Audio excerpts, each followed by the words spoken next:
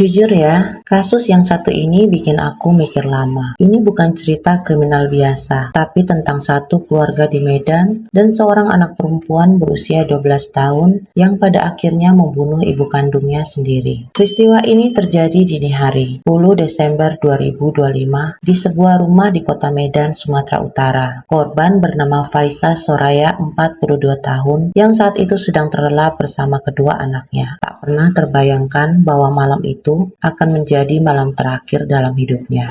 Diketahui hubungan rumah tangga Soraya dan suaminya Alham sudah lama tidak harmonis. Selama kurang lebih 5 tahun, mereka telah tinggal di lantai yang berbeda dalam satu rumah. Soraya menempati lantai 1, sementara Alham tinggal di lantai 2. Berdasarkan keterangan keluarga besar, Alham disebut memiliki kebiasaan berselingkuh. Hal ini diduga menjadi pemicu utama pertengkaran yang terus berulang. Bahkan sebelum kejadian, Alham sempat menyampaikan keinginannya untuk bercerai. Meski masih tinggal di bawah satu atap, menurut penyelidikan polisi, suasana rumah tersebut sangat toksik dan tidak sehat secara emosional.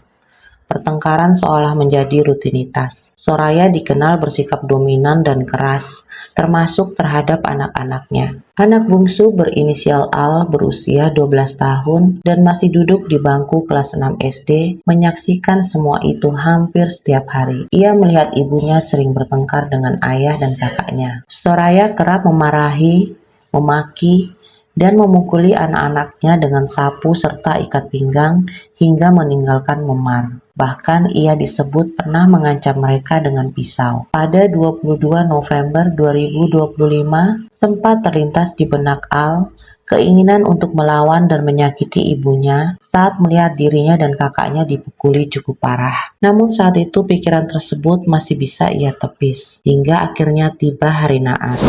10 Desember 2025. Sekitar pukul 4 pagi, Al terbangun dari tidurnya. Dalam keadaan masih linglung, ia memandangi wajah sang ibu yang terlelap di sampingnya. Saat itulah ingatan tentang kekacauan keluarganya menyeruak. Pertengkaran, caci maki, dan kekerasan yang ia saksikan dan alami bertahun-tahun terasa seperti memenuhi kepalanya. Momen sederhana itu justru memicu luapan emosi yang selama ini terpendam. Tekanan emosional yang menumpuk seperti bom waktu hingga akhirnya ia meledak.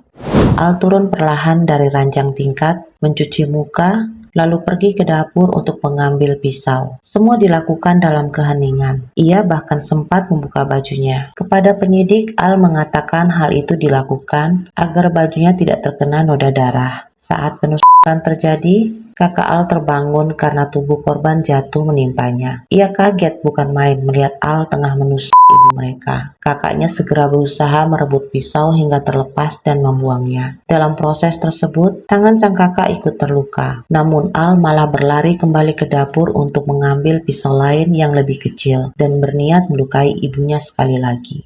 Situasi semakin kacau. Kakaknya berusaha menutup pintu kamar agar Al tidak bisa masuk. Panik melihat kondisi ibunya yang bersimbah darah, kakak Al berlari ke lantai 2 untuk membangunkan ayah mereka. Al segera menyusul ke lantai 2 dan sudah mengenakan baju. Lalu dia berlari memeluk ayahnya. Ketiganya kemudian turun kembali ke lantai 1. Ayah dan kakak Al memeriksa kondisi Soraya yang masih hidup, sementara Al terduduk lemas di sofa ruang tamu. Sebelum menghembuskan nafas terakhir, Soraya sempat meminta dipanggilkan ambulans dan air minum.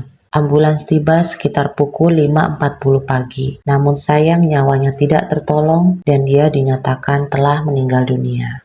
Kasus ini langsung menggemparkan masyarakat. Banyak yang skeptis, bahkan keluarga besar pun sempat ragu. Warga mengenal Al sebagai anak yang pendiam, baik dan berprestasi. Terlebih lagi, ia masih berusia 12 tahun dan duduk di bangku SD. Banyak yang mempertanyakan, apakah ia mampu melakukan tindakan se-ekstrim itu? Namun psikolog forensik menyatakan hal tersebut sangat mungkin terjadi. Korban mengalami 26 luka tusuk. Selain kemarahan dan sakit hati yang terpendam, kondisi fisik Al juga mendukung. Dengan tinggi sekitar 167 cm dan aktivitas olahraga seperti basket, taekwondo, serta latihan fisik rutin, Al dinilai memiliki kekuatan yang cukup. Polisi memastikan bahwa tidak ada orang luar yang terlibat. Tidak ditemukan DNA lain di lokasi kejadian. Pelakunya murni Al, yang kemudian ditetapkan sebagai anak berkonflik dengan hukum atau ABH. Karena usianya masih di bawah umur, Al tidak dipenjara, melainkan ditempatkan di rumah aman.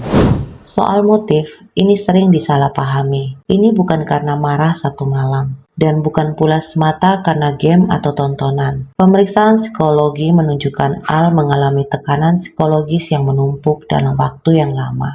Game deduksi, murder mystery, dan tontonan seperti Detektif Conan hanya memberikan gambaran, tapi bukan menciptakan niat. Masalah utamanya tetap pada lingkungan rumah dan keluarga yang penuh tekanan dan emosi anak yang tidak pernah tertangani. Karena itu, kasus ini tidak bisa dilihat secara hitam putih, karena ada nyawa yang hilang dan ada anak yang tumbuh di lingkungan yang tidak aman secara emosional. Karena terkadang, tragedi sebesar ini terlahir dari hal-hal kecil yang diabaikan terlalu lama. Salam hangat untuk kalian semua.